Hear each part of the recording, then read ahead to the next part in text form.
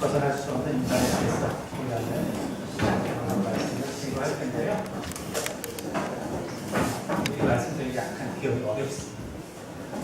내용이 어려워서 이해해 주시고 그리고 사실 뭐 성도님들이 어떤 설교 제목으로 설교해 달라고 해서 제가 설교 잘 안 하는데 이번 주에 표제진 자매가 문자를 보내왔어요. 그래서 제가 그 답에 해당하는 것을 사실은 설교 제목으로 정했습니다. 사실 이 설교는 예전에 노무현 대통령께서 주셨을 때 그때 한 설교예요. 그거를 제가 다시 리바이벌 시켰습니다. 그렇다고 제가 정치적인 성향이 뭐 있는 사람은 아니고요.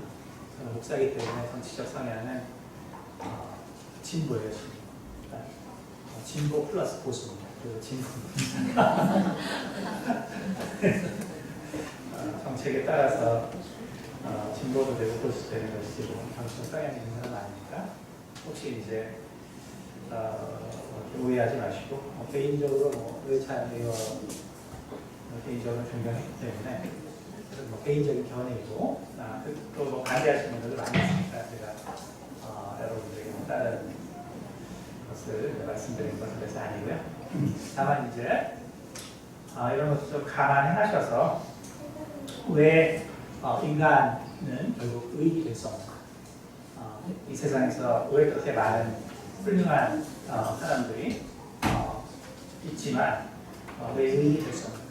그러나 우리가 구별해야 되는 것은 우리가 의인이 될 수 없는 것과 우리가 의롭게 살아야 되는 것은 우리가 의인이 될 수 없다고 해서 우리가 의로운 삶을 포기해서는 안 됩니다. 왜냐하면 오늘 여기서 2장 10절에 예수님께서 보내는 바울을 통해서 우리는 그가 만드신 바 그리스도 예수 안에서 선한 일을 위하여 지으심을 바른 자니 이는 이 일은 하나님이 전에 예비하사. 그래서 우리가 정말 선하게 산, 곧 우리가 의의 삶을 살고자 하는 것은 그래서 하나님의 계획이고 하나님이 우리를 그렇게 태초에 작정하시고 우리로 그 삶을 살기를 원하셨기 때문에 우리는 의롭게 살려고 노력하는 것입니다. 그러나 그 의롭게 살려는 노력이 있다고 해서 우리가 그것을 의인이 될 수 있다는 것과 혼동해서는 안 됩니다. 그래서 오늘 설교는 뭐 녹화를 하지만 저기 유튜브에는 안 올릴 테니까 왜냐면 이게 짧게 나면 아주 심각하게 나옵니다.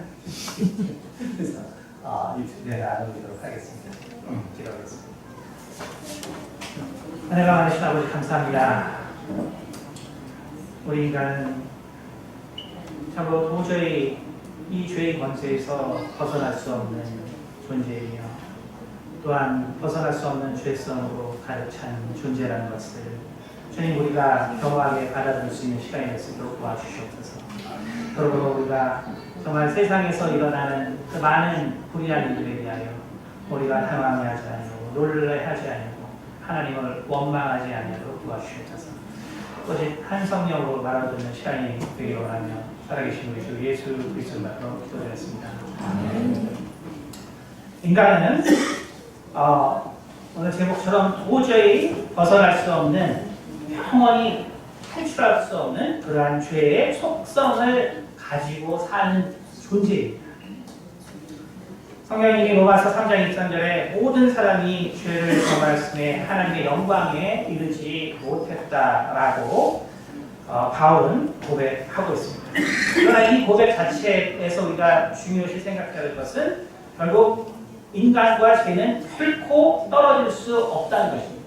다시 말해서 나와 죄는 결단코 떨어질 수 없다.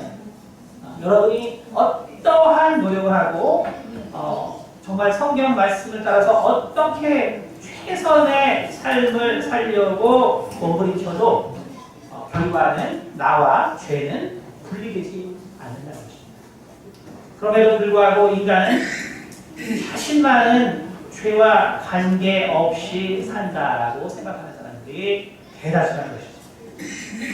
그래서 로마서 3장 9절에 바울은 인간은 죄 아래 있는 존재다라고 얘기합니다. 여기서 그리스어에서 이 아래라는 말은 하이퍼라는 말인데 우리가 보통 하이포라는 말을 많이 쓰죠. 그래서 하이퍼 그러면은 어떤 기준의 위고 하이포는 바로 기준의 위치입니다. 그래서 오늘 로마서 3장 9절에 바울이 인간은 죄 아래에 있다. 곧 하마티안이라는 말을 본문에 썼는데 이 말은 결국 인간은 결단코 이 죄라는 것을 초월할 수 있는 존재가 하나도 없다라는 것을 이야기해주고 있는 것입니다. 바로 그것이 인간이라는 것을 우리는 고백해야 합니다.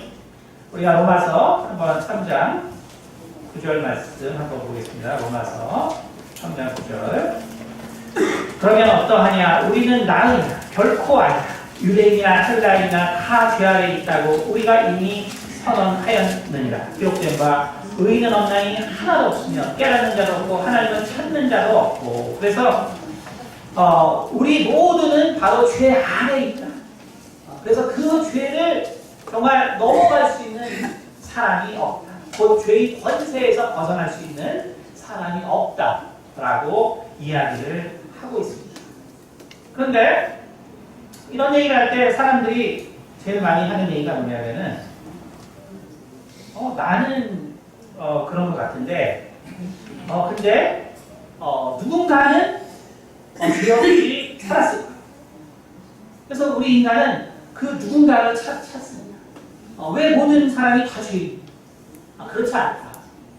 누군가는 바로 구원을 받았을 것이다. 바로 그의 의로 말미암아 구원을 받았을 것이다. 이렇게 얘기합니다. 그러니까 전도에 보면은 우리나라는 구원의 1순위가 누구냐면은 아시겠지만 이순신 장님이지.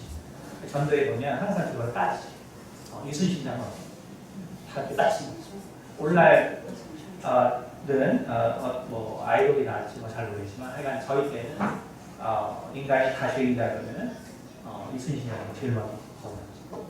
그 다음에 누구를 거론하냐면 세종대왕. 세종대왕. 그래서 세종대왕은 어떻게?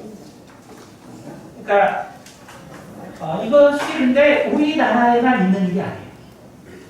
오늘 일본 분들 오셨지만 일본에서는 최고의 위인이 누구냐면 전국시대 다이묘 오다 노부가 잘 아시겠지만 일본 사람들은 그 사람은 최고 중요해요. 그 다음에 일본의 메이지 유신을 연 영웅 중에 사카모토 묘하라는 사람이 이름입니다. 그 다음에 이순신 시대의 도요토미 히데요시도 7대입니다. 그러니까 뭐냐면 인간은 바로 이 의인과 존경하는 사람을 혼동해요. 의인과 존경하는 사람을 혼동합니다. 그래서 우리가 존경하는 사람은 의인이라고 생각하는 생각이 모든 나라에 있어요. 중국에서도 최고로 존경하는 사람이 주운데. 그러나 우리가 알아야 될 것은 존경과 의인이라는 것은 우리가 아는 것처럼 그래서 우리가 존경한다고 해서 그 사람들이 꼭 의인인 건 아니에요. 근데 사람들은 모든 사람이 죄인이라고 그러면 나는 그래 나는 죄인인 알겠어. 근데 내가 아는 누구는 죄 없이 사는 사람. 특히 이제 옛날에는 뭐 부모님을 대단히 봤기 때문에 우리 부모님은 죄 없이 살아. 우리 부모님은 죄 없었어. 그러다 이제 뭐가 이제 드러나면 아니야. 그럼 이제 이순신과 이제 세종대왕으로 가지. 근데 우리가 분명히 지켜야 될 것은 바로 의인이 존경을 받는 사람과 바로 의인과 일치되는 것은 아니라는 것입니다. 오늘 이러한 개념으로 제일 심각했던 이 민족이 누구냐면 바로 유대인이에요. 유대인은 이거에 대해서 정말로 심각했습니다. 유대인은 왜냐하면 자기들이 선민이에요. 자기들은 선민이었어요. 그렇기 때문에 하나님이 정말 우리 중에 의인을 반드시 세우고 우리 중에는 의인이 있었다는 확실한 믿음이 있었어요. 그렇기 때문에 바울이 오늘 로마서 3장 9절부터 이제 15절까지 한번 보면 11절 깨닫는 자도 없고 하나님을 찾는 자도 없고 다 치우쳐 함께 무익하게 되고 선을 행하는 자는 없나니 하나도 없더라. 그들의 목구멍은 열린 무덤이며 그 혀로는 속임을 일삼며 그 입술에는 독사의 독이 있고 그 입에는 저주와 악독이 가득하고 쭉 이렇게 얘기한 것은 뭘 얘기하는 것이냐면은 바로 유대인들이 가지고 있었던 이 의인의 사상, 이 유대인들의 이 의인 사상이 이제 신약으로 봐서는 그게 성도의 사상으로 바뀌거든요. 그러나 어쨌든 성도와 그래서 의인은 다릅니다. 의인은 정말 자기의 의로 하나님의 기준에 이르는 사람이지만 성도는 바로 예수 그리스도의 은혜를 입어서 하나님의 의에 이르는 자입니다. 그래서 엄청나게 다릅니다. 유대인은 이러한 사상이 너무 강했기 때문에 바울은 이 세상에는 의인이 하나도 없다. 우리 조상들 중에서도 의인이 없다는 거예요. 유대인이 제일 존경하는 사람은 누구냐면 히리가 모세입니다. 모세. 근데 바로 바울은 그 모세도 의인이 아니라는 것을 얘기하고 있습니다. 그러니까 유대인들은 존경은 모세를 하지만 의인은 누구를 꼽냐면은 바로 아벨을 꼽습니다. 그러니까 아벨은 완전한 의로 살았기 때문에 그래서 이 세상 마지막 심판 때는 바로 아벨이 심판한다라고 얘기해요. 메시아가 오기 전까지는 바로 아벨이 심판한다라고 얘기해요. 다시 말하면 이 유대인들이 이 의인에 대한 정말 갈망이 얼마나 큰지를 말해줍니다. 결국 우리 역시 어딘가는 의인이 있고 그리고 혹은 내가 의롭다라는 착각 속에 사는 것이 바로 이러한 인간의 모습이라는 것입니다. 분명 우리는 이 의인이 될 수 없는 가장 큰 이유, 그것은 바로 죄가 우리에게 항상 붙어있기 때문에 그렇습니다. 죄라는 것은 분명 우리에게 슬픔과 좌절을 가져다 줍니다. 그러나 분명한 것은 놀랍게도 이 죄라는 것이 사실은 꿈과 기쁨도 가져다 준다. 우리 흔히 죄라는 것이 우리에게 어떤 나쁜 것, 그래서 슬픔과 좌절과 낭만과 낙담과 이것을 가져다 주는 것이 죄라고 우리는 많은 경우에 사실 착각합니다. 그러나 우리가 부인하고 싶어도 우리가 부인할 수 없는 것은 사실 우리의 삶의 많은 경우, 다시 말해서 우리가 갖는 이 많은 기쁨의 결과가 사실은 죄로부터 말미암는다는 것입니다. 인간은 사실은 이 유아 때부터 부모를 속일 수 있는, 표정으로 속일 수 있는 재능이 있습니다. 그래서 이제 6, 7개월 되면은 표정으로 부모를 속일 수 있습니다. 그것이 인간의 어떤 본연적인 죄성입니다. 그래서 아이들은 부모의 눈을 피해서 오락을 하는 것을 통해 기쁨을 받습니다. 항상 공부한다고 하지만 몰래 보면 항상 오락을 하고 있죠. 아이들은 부모의 눈을 피해 오락을 하고 그것을 통해서 기뻐합니다. 대학생들은 공부 대신 술 마시고 또 무책임한 성관계를 통해서 기쁨을 느끼는 사람들이 있습니다. 아주머니들은 홈쇼핑 중독으로, 아저씨들은 불륜을 통해서 기쁨을 느낍니다. 그러나 이 죄악으로 인한 기쁨은 마약과 같아서 빠져들수록 죄의식은 없어지고 쾌락은 강해집니다. 근데 사실은 이러한 극단적인 예가 아니더라도 우리의 기쁨은 실제로 죄악의 결과인 경우가 많습니다. 인간의 기쁨은 곧 누군가의 희생이 어느 정도 포함되어 있다는 뜻입니다. 가끔씩 대만의 지진이 나죠. 그럼 저도 항상 생각한 게 뭐냐면 한국 반도체가 잘 팔립니다. 남이시랑이 우리의 기쁨이 되는 것이 사실 이 세상의 현실입니다. 자유민주주의 시장 세계에서 사실 그 자체가 양육 강식을 의미하는 세상을 말하고 있고 또한 제로섬 게임의 세상이라는 것을 이야기해주고 있습니다. 다시 말해서 우리가 아무리 의롭게 살려고 노력해도 우리가 사는 그 세상 자체가 죄를 범하지 아니하면 살 수 없는 구조로 되어있다. 오늘날 우리나라에서는 강남의 그 파락군, 요즘도 파락군이라고 부르는지 모르겠지만 어쨌든 그 교육열을 우리가 보고 그래서 누구나 정말 자기 자녀의 교육을 어떻게 시켜야 할까로 괴로워합니다. 고민합니다. 그러나 그것이 무엇을 의미하는지는 생각하지 않습니다. 그것은 결국 누군가를 내 자식들이 밟아 누르고 그래서 그들 위에 서기 위함이라는 바로 남의 희생을 통해서 내 자식이 잘 되는 결과라는 것을 생각하지 않는다.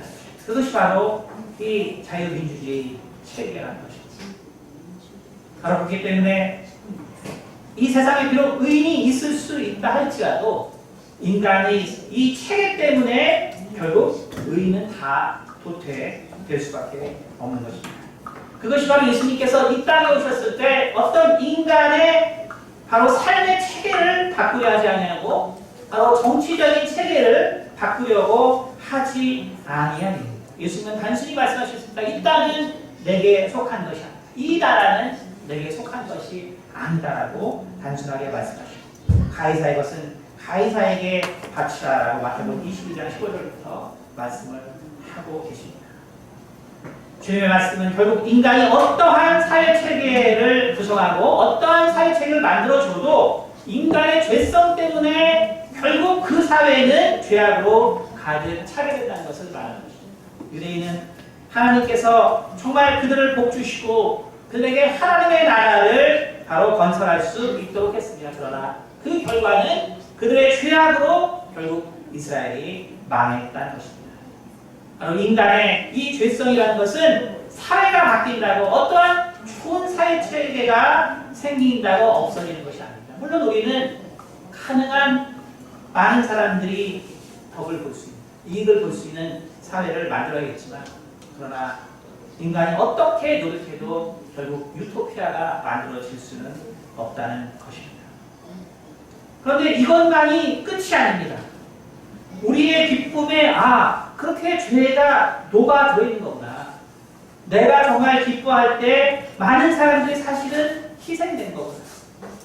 우리가 그래서 우리의 기쁨만이 이러한 죄가 녹아있는 것이 아니라 사실은 우리의 소망과 꿈도 사실은 죄를 바탕으로 하고 있다는 것입니다. 놀라운 것은 우리가 부인하고 싶겠지만 우리의 많은 소망과 많은 꿈이 사실은 죄를 기반으로 하고 있다는 사실입니다. 사울은 하나님의 대리자였고 하나님은 정말 하나님께 기도하여서 그 백성을 이끌기를 바로 사울을 통해서 소망하였습니다. 그러나 사울의 꿈은 바로 하나님을 통한 나라가 아니었습니다. 사울은 하나님을 통한 나라가 아닌 정말 백성과 자기가 잘 사는 나라를 바로 꿈꿨습니다. 하나님이 택한 자들조차도 바로 그 꿈에는 하나님이 없었던 것을 볼 수 있습니다. 그러나 사울은 꿈을 꿨고 사울은 그 나라를 이루었습니다. 우리가 꿈꾸는 우리가 소망하는 많은 것들은 그렇기 때문에 사실은 하나님 없어도 이루어질 수 있는 것이고 그리고 사실 우리의 많은 꿈들은 그렇게 죄를 바탕으로 이루어진다는 것입니다. 일본에 가면은 나지사키 언덕이라는 곳이 있습니다. 일본 분들이 우리 좀 방문하셨는데 거기에는 26명의 성인이 성인을 기념하고 있는 곳입니다. 그래서 1596년 말 당시였는데 수도 도쿄에서 체포되어서 나지사키에서 순교한 그들이 그 순교의 자리까지 가기에 무려 800km를 정말 이 기독교 이 하나님을 믿고 예수를 믿으면 안 된다는 그것을 선전하기 위해서 그들의 귀를 자르고 그리고 800km를 그들을 끌고 다녔습니다. 바로 그것이 1596년 12월 초 도요토미 히데요시에 의해서 일어난 일입니다. 그들이 정말 그 800km를 걸어 그 나리사키의 언덕에 올랐을 때 바로 26개의 십자가가 준비되어 있었습니다. 그런데 그들 모두는 십자가를 부둥켜 안고 그리고 이렇게 말했습니다. 오늘 하나님의 자비로 이렇게 큰 은혜를 받으니 기쁘기 할 일은 없습니다. 26명은 모두 그렇게 십자가를 부둥켜 안고 하나님께서 주님과 같은 길로 그들이 순교할 수 있게 기회를 주시며 감사를 드렸습니다. 그런데 바로 도요토미 히데요시가 꿈꿨던 것은 바로 다른 것이 아니라 하나님이 없는 세상을 꿈꾼 것입니다. 그가 원하는 나라에서 하나님은 정말 위험한 존재였고 예수라는 존재는 정말 그가 꿈꾸는 나라에서는 절대로 존재해서는 되지 않는 존재였습니다. 오늘날 시진핑도 마찬가지입니다. 그의 원대하고 그의 위대한 정말 중국 중심의 나라의 꿈에는 하나님이 있으면 중국은 원대한 나라도 정말 위대한 나라도 될 수 없다라고 시진핑은 생각합니다. 여러분 그런 것입니다. 인간의 소망과 인간의 꿈이 무엇을 바탕으로 하냐면 여러분 우리가 인정해야 될 것은 뭐냐면 바로 우리의 대부분의 꿈이 사실은 죄악을 바탕으로 한다는 것입니다. 그것이 사실은 우리가 죄악을 벗어버리지 못하는 이유이기도 합니다. 육체의 장막을 쓰고 있는 한 우리에게 저항할 수 없는 기쁨과 즐거움을 가져다 주는 것은 하나님의 말씀이 아닌 죄악임을 부정할 수가 없는 것입니다. 사실 하나님을 사랑하는 마음이 아닌 나의 욕심과 정욕과 이기심이 있어서 내게 이 세상을 살 힘을 가져다 줄 때가 많습니다. 우리가 세상을 살아가는데 우리가 신앙의 초기에는 많이 그렇죠. 하나님을 생각하면 하려는 공부도 잘해요. 하나님을 생각하면은 내가 계획했던 꿈도 자신이 없어요. 다시 내가 내 실력을 생각하고 내 능력을 생각하고 나를 도와줄 사람을 생각하고 이래야 내 힘이 나서 뭘 하려고 그러지. 하나님을 생각하면 생겼던 꿈도 없어요. 사실 이것이 인간의 본질입니다. 그렇기 때문에 인간은 사실상 이 이타적인 삶, 남을 돕고 살아야 한다는 하나님의 말씀이 내게 주어지면 삶의 역동성이 사라집니다. 무능력이죠. 내가 뭔가를 하려고 했다가도 이타적인 삶을 살아야 된다 그러면 그냥 모든 꿈을 놔버립니다. 이것이 바로 이 죄악 깊이 살고 있는 인간의 모습입니다. 그렇기 때문에 우리가 참 부끄럽지만 우리의 많은 꿈은 하나님이 없어야 더 크게 꿀 수 있는 것이고 하나님이 없어야 정말 더 큰 소망을 바로 갖게 되는 것이 인간인 것입니다. 그런 인간은 그것을 알습니다. 그래서 마치 내 소망과 내 꿈은 의롭고 거룩하다는 것입니다. 내 소망과 내 꿈은 의롭다라고 생각합니다. 바로 이러한 인간의 본질을 알기 때문에 이것을 이겨버리기 위해서 다시 말해서 정말 우리가 이타적인 삶을 살고 하나님이 원하는 꿈을 꾸기 위해서는 실은 극심한 고통이 찾아옵니다. 여러분 내가 정말 순수하게 하나님이 주시는 꿈을 갖고 내가 살려고 한다면 여러분 거기에는 정말 극심한 고통이 찾아옵니다. 극심한.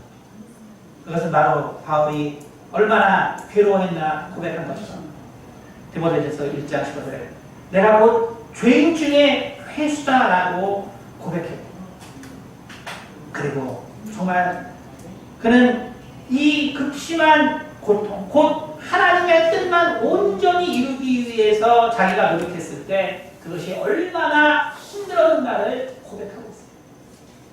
그런데 우리는 매우 쉽게 나는 의인이라고 생각해.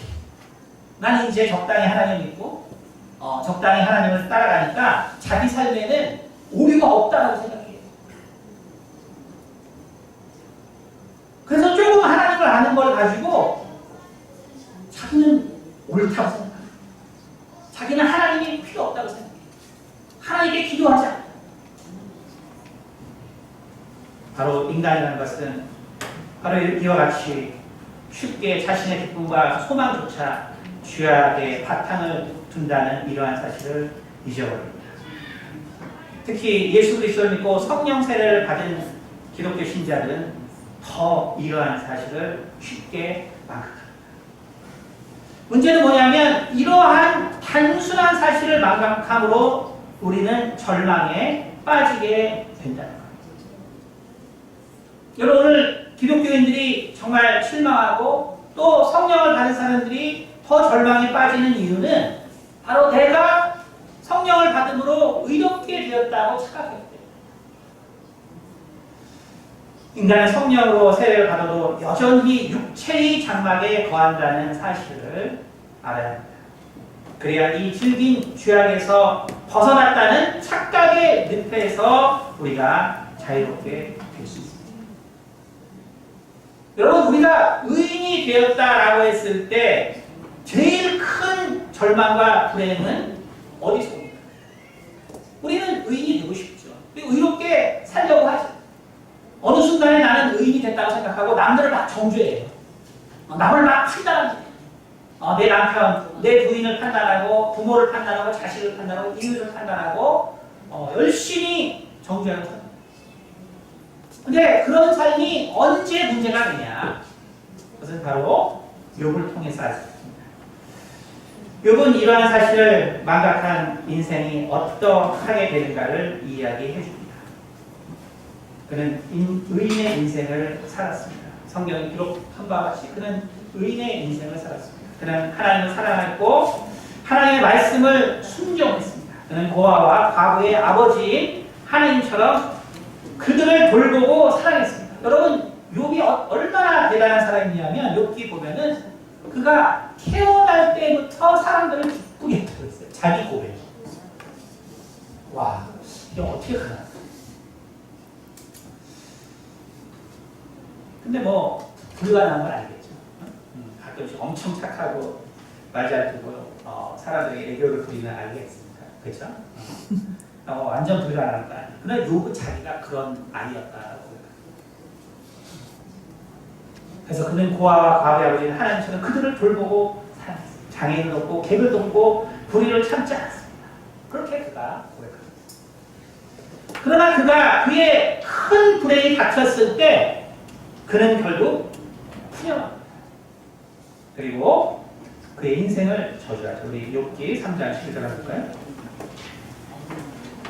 욥기 3장 11절 보겠습니다. 욥기 3장 11절. 어찌하여 내가 태어나서 죽어 나오지 아니하였던가? 어찌하여 내 어머니가 해산할 때 내가 숨지지 아니하였던가?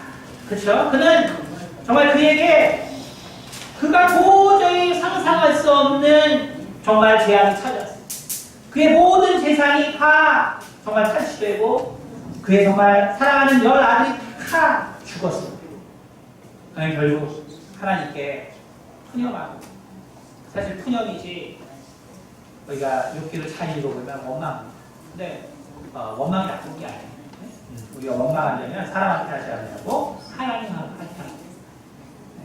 다윗도 하나님께 엄청 그런 푸념과 원망을 볼 수 있습니다. 저는 인간이기 때문에 하나님을 이해하십니다.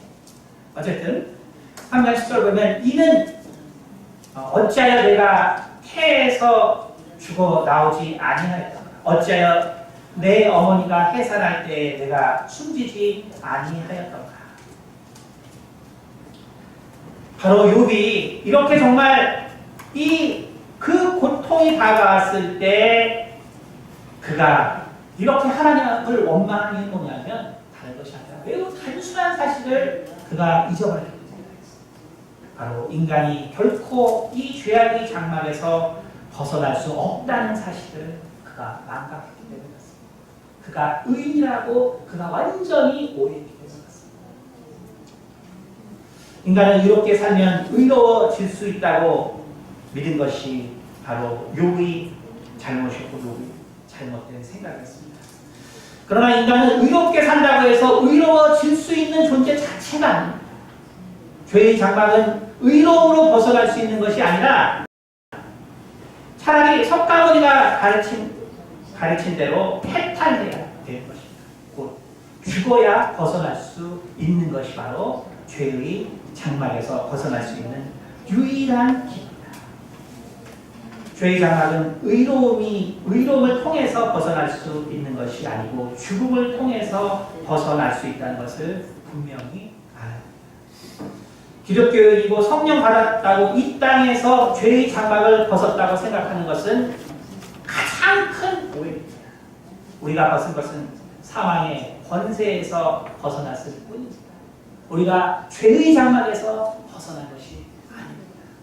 우리가 사망의 권세에서 벗어나서 단지 지옥에 가는 것을 우리가 피했다는 것이지, 우리는 사망의 권세에서 벗어난 것이 바로 죄의 장막에서 벗어난 것이 아니란 사실을 우리는 압니다. 우리 인생은 때때로 아무리 옳은 길로 살았다 자부해도 욥의 고난과 같이 우리가 원하지 않는 극한 환경으로 우리를 내몰 때가 있습니다. 그렇지라도 욥과 같은 회개가 필요한 것은 의의 있는 억난이 하나도 없기 때문에 그렇습니다. 세상에 많은 슬픈 일을 들어봅니다. 그 중에 많은 경우가 우리의 마음을 아프게 한 것은 정말 믿음이 좋은 그리스도인들도 비슷한 경험으로 비참하게 죽어간다는 사실입니다. 어떠한 신자는 교통사고로, 또 어떠한 사람은 암으로, 정말 이렇게 불의한 사고로 세상 사람들과 같이 똑같이 죽습니다. 근데 어떤 사람은, 그리고 어떠한 신실한 기독교인들은 그거보다 더 비참한 죽음을 당합니다. 어떠한 기독교인은 살인을 당합니다. 어떠한 신자는 살인에 더해서 강도 살인을 당합니다. 어떠한 신자는 그것에 더해서 강도 살인의 강간을 당해서 죽습니다. 근데 너무나 놀라운 것은 그들 중에 많은 수가 새벽 기도를 가는 중에 그렇게 죽었다는 것입니다. 아이러니하게도 이들의 죽음은 바로 그 불행을 피하기 위하여 하나님께 나아가 기도하다가 그러한 면을 당했다는 것입니다.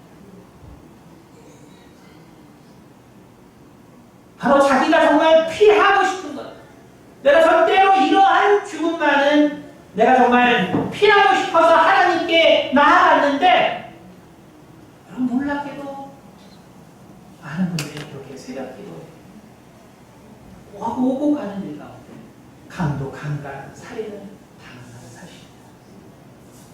그러한 사실을 접할 때 우리는 큰 충격과 실망을 경험합니다. 특히 하나님을 원망하고 죽으라는 욥의 아내와 같이 그 가족이 겪는 하나님에 대한 충격과 실망은 대단히 커서 도저히 벗어날 수 없는 마음의 상실을 얻게 됩니다. 그러나 이러한 좌절과 낭망은 인간의 오해에서 비롯되었다는 것을 우리는 직시해야 합니다.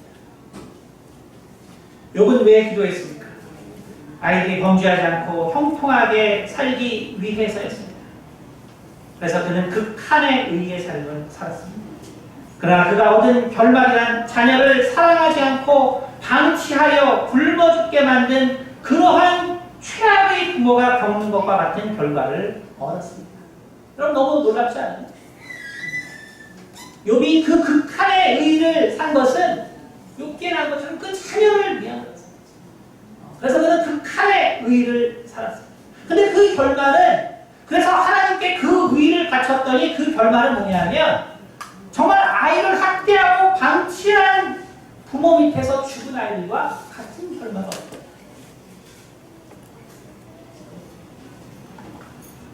우리는 신실한 기독교인이라도 최고의 의가 최악의 죄악과 같은 결과를 가져올 수 있다는 인생이라는 것을 우리는 겸허히 받아들일 수 있습니다.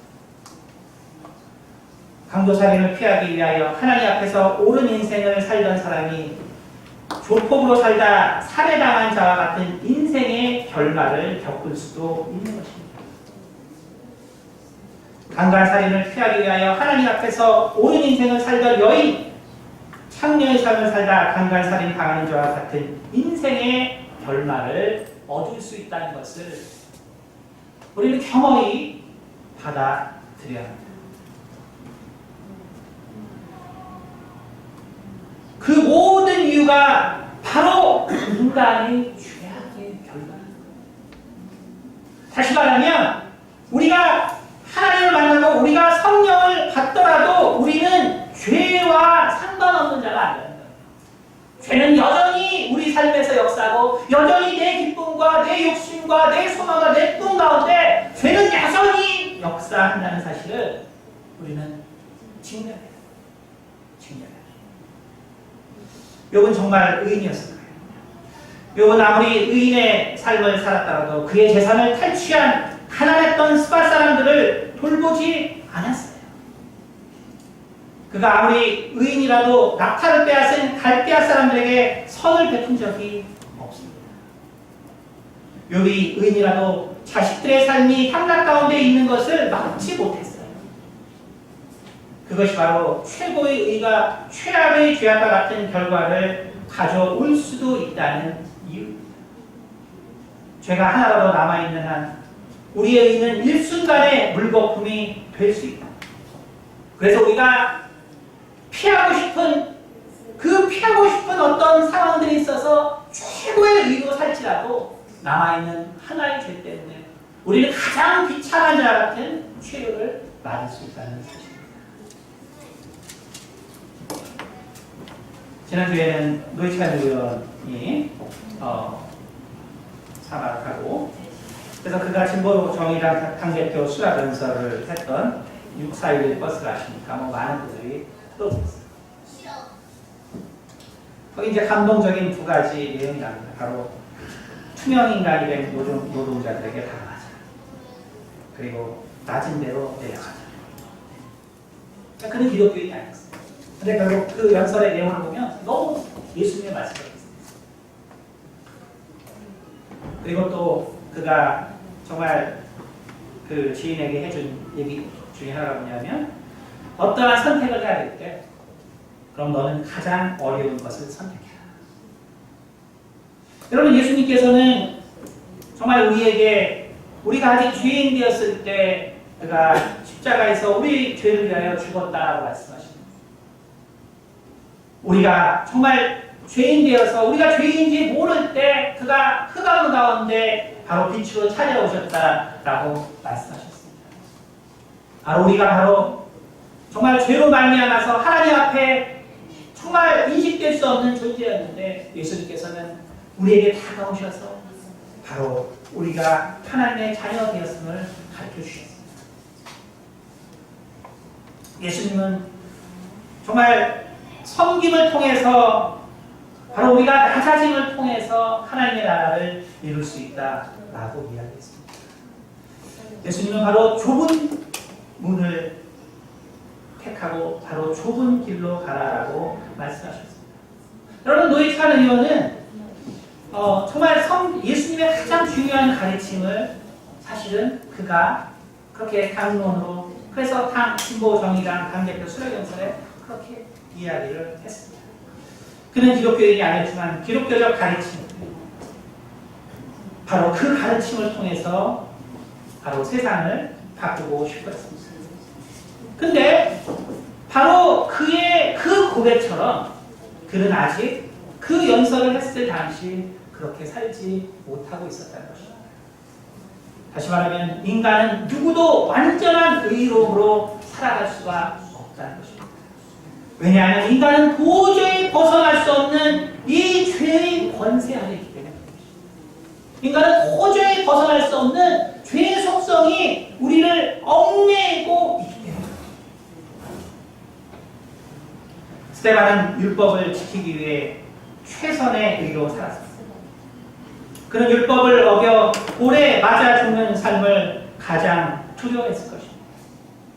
그것은 바로 정말 의롭게 살려는 사람들의 모습입니다. 하나님의 법을 어겨서 정말 돌에 맞아 죽는 사람, 바로 의를 사랑하고 율법을 사랑하는 사람들은 그들이 제일 두려워하는 것이 바로 돌에 맞아 죽는 것입니다. 스데반은 그것을 피하기 위하여 의의 삶을 살았고 그리고 예수 그리스도를 쫓았습니다. 그러나 그의 마지막은 가늠한 자들과 같이 돌에 맞아 죽는 것이었습니다. 그렇게 최고의 의가 최악의 죄악과 같은 결과를 가져올 수 있다는 것이 우리의 인생임을 우리는 경험히 받아들여야 합니다. 그것에 당황하지 말아야 합니다. 예수 그리스도를 믿고 성령 세례를 받은 인간은 특히 이러한 사실을 망각해서는 안 됩니다. 왜 이렇게 잘 믿고 왜 이렇게 하나님을 위한 사람이 저렇게 비참하게 죽었지? 왜 저런 일을 당했지? 여러분, 그거에 대해서 좌절하지 말고 당황하지 말라는 거예요. 그것을 이상하게 생각하지 말라는 거예요.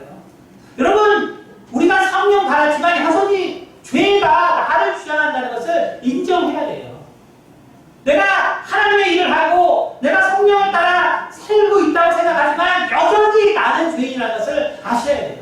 여전히 죄는 나를 붙들고 내 삶을 지배하고 여전히 내 소망과 내 꿈을 지배하고 있다는 것을 알아야 하고 내가 기뻐하려는 것을 지배하고 있다는 것을 알아야 해요.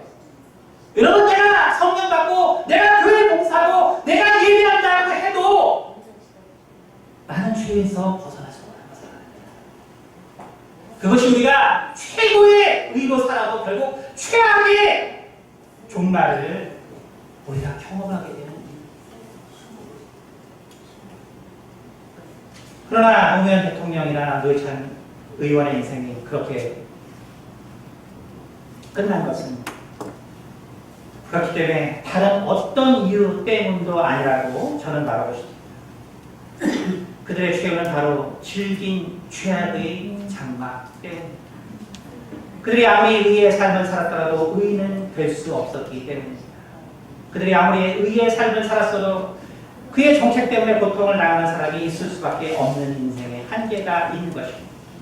그들이 아무리 이렇게 살려 했어도 그들도 죄악으로 물든 사람들과 함께 살아야 했기 때문입니다. 스데반이 아무리 의롭게 살았어도 창녀처럼 돌에 맞아 죽은 것은 사울의 마음에, 유대인들의 마음에 상처를 입혔기 때문입니다. 아무리 좋은 것이라도 인간의 죄악은 모든 것을 오해할 수 있게 할 수 있고 우리에게 그런 비참한 종말을 가져다 줄 수 있습니다. 그러므로 욥은 이렇게 고백합니다. 욥기 42장 6절입니다. 그러므로 내가 스스로 거두어드리고 티끌과 재 가운데 회개하나이다. 여러분, 우리가 할 수 있는 것은 그러므로 어떠한 상황을 경험해요. 우리에게 어떠한 절망적인 결과가 내 삶 가운데 주어지더라도 여러분, 우리가 할 수 있는 것은 회개라는 것입니다. 여러분, 그거 외에는 없습니다. 여러분, 여러분이 예상하지 못한 어떤 결과를 경험하게 됐습니까?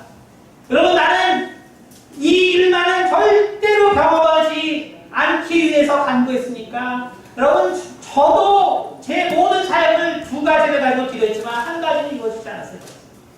그러나 내가 할 수 있었던 것은 회개입니다. 여러분, 우리가 어떠한 꿈을 가지고 하나님 앞에 기도하고 하나님께 정말 내 모든 것을 바치고 그래서 하나님 이것만은 꼭 이루어주세요 할지라도 여러분, 하나님이 응답해 주지 않는 기도 제목이 있습니다. 여러분, 그때 여러분이 당황한다면 그것은 여러분이 죄인이라는 것을 망각하는 거예요. 여전히 당신이 죄인이라는 것을 망각한 것이에요. 여전히 내가 죄인이라는 것을 망각한 거예요. 하나님, 내가 이렇게 했는데 왜 이런 결과를 주세요? 하나님, 내가 이랬는데 왜 이런 결과를 허락하세요? 바로 성령 받은 사람의 가장 큰 차이입니다. 성령 받았어도 여전히 죄성을 나를 지배하고 나는 죄 가운데 살 수밖에 없다는 것을 알아야 합니다. 왜 하나님이 내게 이렇게 하시나 푸념하는 욥의 어리석음은 우리가 아무리 의를 행하더라도 여전히 죄악이라는 단순한 사실을 망각했기 때문입니다. 의인은 없나니 하나도 없다는 성경 말씀을 망각하기 때문에 죄악의 세상에서 산다는 단순한 사실을 망각했기 때문입니다. 인간은 성령으로 세례받아도 여전히 육체의 장막에 거한다는 것을 알아야 합니다. 그래야 이 질긴 죄악에서 벗어났다는 착각의 늪에서 벗어날 수가 있습니다. 그것을 인식할 때 우리는 기독교인들이 겪는 재앙 또는 내가 겪는 재앙에 하나님을 원망하지 않을 수 있습니다. 또한 그렇게 우리는 예수님의 말씀처럼 아무도 판단해서는 안 됩니다. 불의 사고로 죽고 불치병으로 죽고 이혼하고 자녀가 빈곤한다 처했다 하더라도 여러분, 우리가 정말 하나님을 사랑하는 사람이라면 그들에 대해서 판단해서는 안 됩니다. 왜냐하면 하나님이 약속하신 것은 바로 우리의 죽음, 우리의 최후의 모습이 아니기 때문에 그렇습니다. 우리 한번 에베소서 다시 한번 보겠습니다. 에베소서 본문 말씀 그래서 1장 8절부터 다시 한번 보겠습니다. 너희는 그 은혜에 의하여 믿음으로 말미암아 구원을 받았습니다. 이것은 너희에게서 난 것이 아니요 하나님의 선물이라. 행에서 난 것이 아니니 이는 누구든지 자랑하지 못하게 함이라. 우리는 그가 만드신 바라 그리스도 예수 안에서 선한 일을 위하여 지으심을 받은 자니 이 일은 하나님이 전에 예비하사 우리로 그 가운데서 행하게 하여 하십니다. 여러분, 하나님께서 약속하신 것은 우리가 선하게 살 수 있게 하신 거예요. 여러분, 그것이 하나님의 약속이라는 것을 아셔야 됩니다. 여러분, 하나님이 약속하신 것은 우리가 좋은 모습으로 죽는 게 아니에요. 여러분, 하나님이 약속하신 것은 우리가 아름다운 모습으로 죽는 게 아니에요. 하나님이 약속하신 것은 우리가 의롭고 선하게 살게 하신 것을 약속하신 것입니다. 여러분, 그렇기 때문에 우리가 그렇게 살고 비참한 결론을 맞았다고 해서 좌절하시면 안 됩니다. 하나님을 원망해서 안 됩니다. 내가 하나님을 위해서 새벽 기도하고 내가 하나님께 그렇게 몸부림쳐서 그 새벽에 내가 정말 감동을 당하고 강간을 당해서 죽었다 할지라도 여러분, 하나님이 그거를 보호한다고 약속하지 않으셨어요. 하나님이 약속하신 것은 이 세상에서 선하게 살고 의롭게 살 수 있게 하시겠다고 약속한 것이지 내 죽음의 모습을 약속하시지 않으셨습니다. 그렇기 때문에 우리는 누가 어떠한 죽음의 모습을 당했을 때 그것을 판단해서는 안 됩니다. 여러분, 내가 어떻게 살고 있나를 두려워하셔야 돼요. 내가 어떠한 모습으로 죽는가를 두려워하는 것이 아니라 내가 어떻게 살고 있는가, 하나님이 약속하신 그 선과 의의 삶을 살고 있나를 돌아보고 두려워야지 어떤 사람의 비참한 종말을 가지고 그 사람을 판단한다면 그것은 가장 어리석은 일입니다.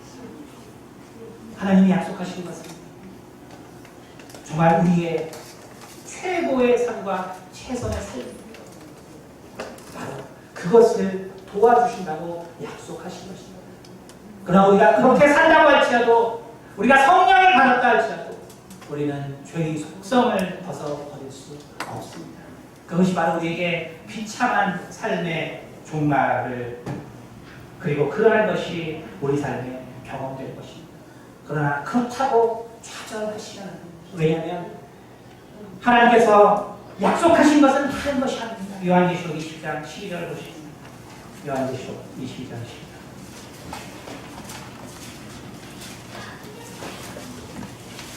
요한계시록 22장 12절.